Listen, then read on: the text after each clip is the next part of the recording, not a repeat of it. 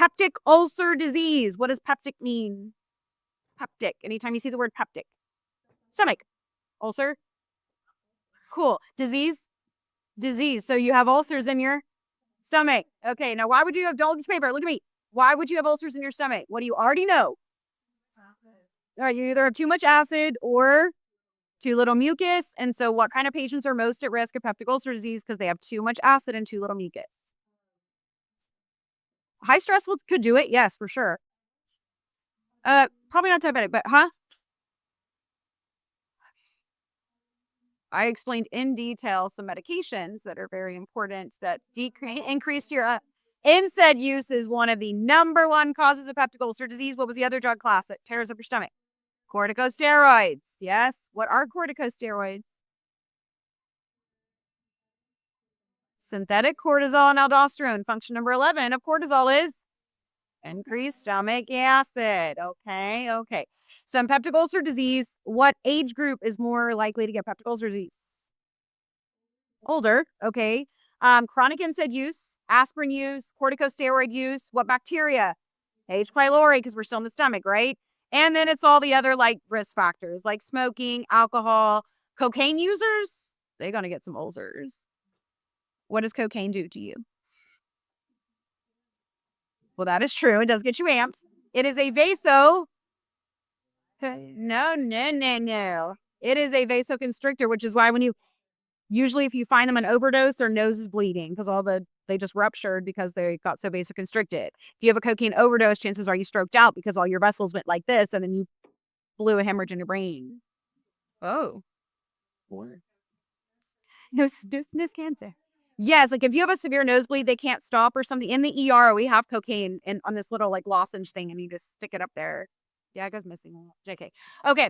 So family history is another big one. All right. Chronic stress. Dudes that are 30 to 60 because they eat terrible, they smoke, they drink, right? That's just most. And if you have type O blood, you're more at risk of peptic ulcer disease, which is super random fact. Okay.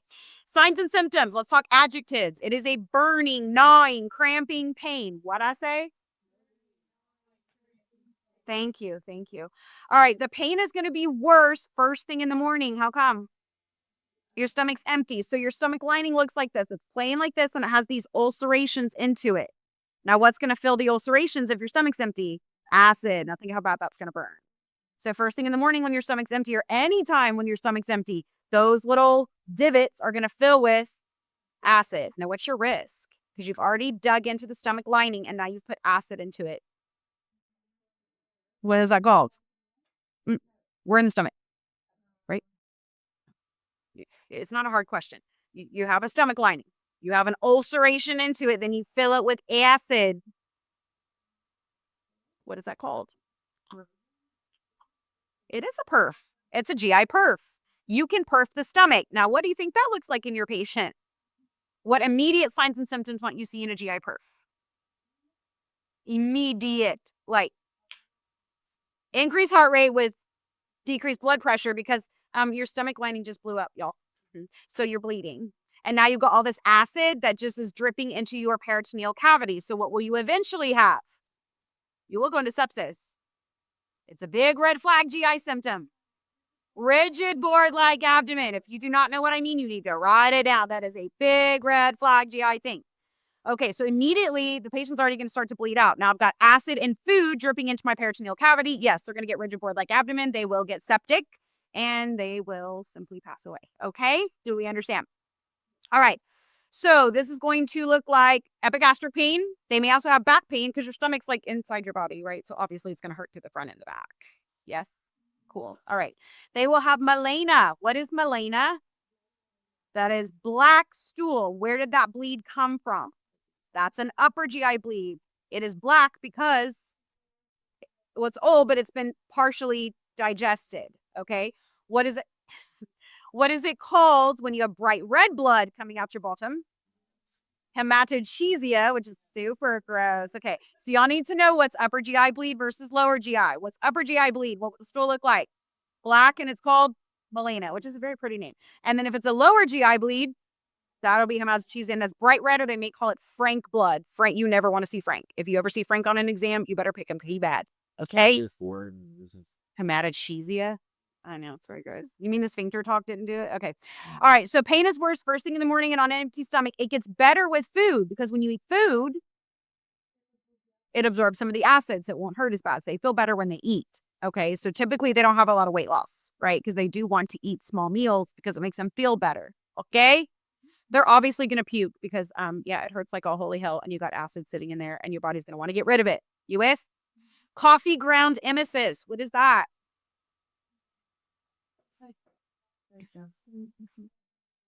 It literally, when you put coffee in and then you do the coffee and then it's like wet coffee grounds, that's what it looks like. And what is that?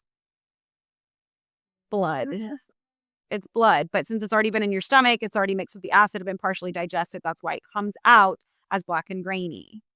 Okay. If y'all see coffee ground emesis, we don't like it. We don't like that. That's not a good thing. Okay. You may have referred back pain. It's not really necessarily referred back pain because it literally your stomach's in the front and the back. You understand this? Yes. But they say referred for some reason. All right. So this can cause a GI bleed, GI perf, right? Which would then lead to rigid board-like abdomen. They're going to go into hypovolemic shock because they're bleeding out. Yes. That's probably an emergency. Okay. All right, how do we diagnose peptic ulcer disease? I need to see the ulcers with my eyes because you see a lot of these signs and symptoms look like gastritis. Okay, I need an endoscopy, okay? Or they'll do what's called an upper GI series where they're going through and looking at every single thing. They can also go in at the same time and clip pieces out of your esophagus and out of your stomach to do a biopsy so I can see, do your cells look dysplastic? Are they just inflamed? What does that look like? You with me? Okay. Then we can also do a hemocult stool test. Y'all know what that is? What does hemo mean?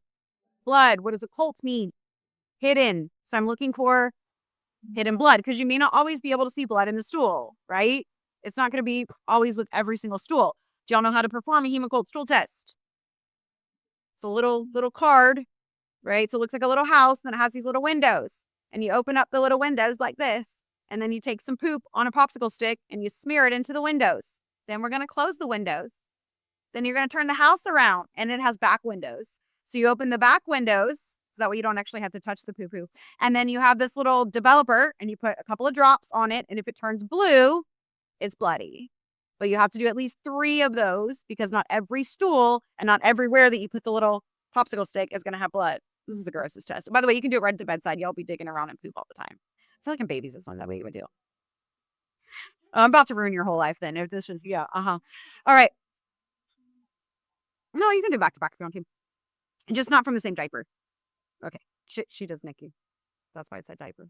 The rest of people, you can just get out of the toilet or whatever. Okay. So, guess we're going to treat with the big 3. Number 1, PBIs, H2RAs, antacids, and then you're about to learn 2 more meds. Number 1 is sucralfate. What is sucralfate? It coats the whole inside of the stomach. You usually drink it as a liquid. There is a pill form, which doesn't work as good. It's a liquid and it coats the inside of the stomach and then it hardens. So then when you eat something, it sits on the plastic rather than going into your ulcers. Do you understand? Yeah, it's a lining. So it's going to go through and like, here's your ulcer and it lines that. So even when you have acid production, it's sitting on the plastic and not inside your ulcer. Okay. All right. And then what is misoprostol?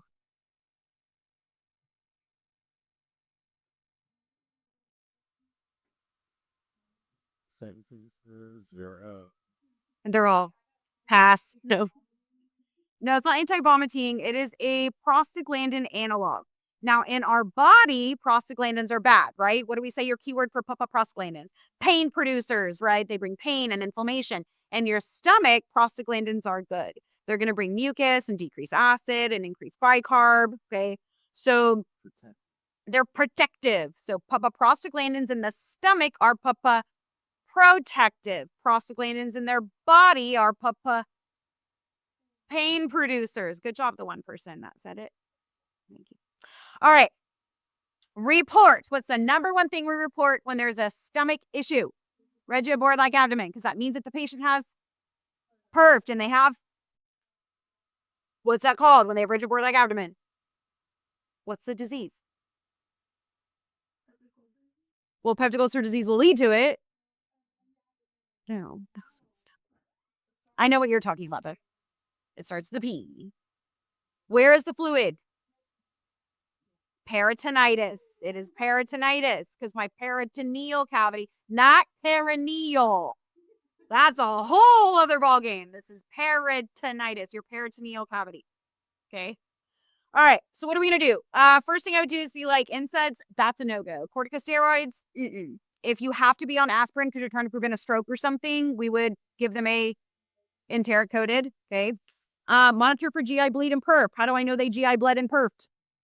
What's the first thing that will happen? All right. Hypotension with tachycardia. Then rigid board-like abdomen. Then they're going to go into shock, right? And then they're going to go into sepsis. And then, oh, no. All right. We're going to put them on a GERD diet. No alcohol. Do not smoke. Yes? All right. Big things to report if they have peptic ulcer disease. Sudden decreased blood pressure and increased heart rate. That means we have perfed. Black tarry stool. That is melanoma. That means that they are now bleeding. What's their risk there? They're not going to bleed out from a GI bleed, just so you know. But if they are constantly having, it will irritate the intestines. They're going to bleed more probably. But if a patient is consistently bleeding through the gut, what's their risk? Anemia. Thank you. Rigid board-like abdomen. What does the patient have? Peritonitis. Or they can get iron deficiency anemia from chronic GI bleed. Do you understand? Questions on peptic ulcer disease?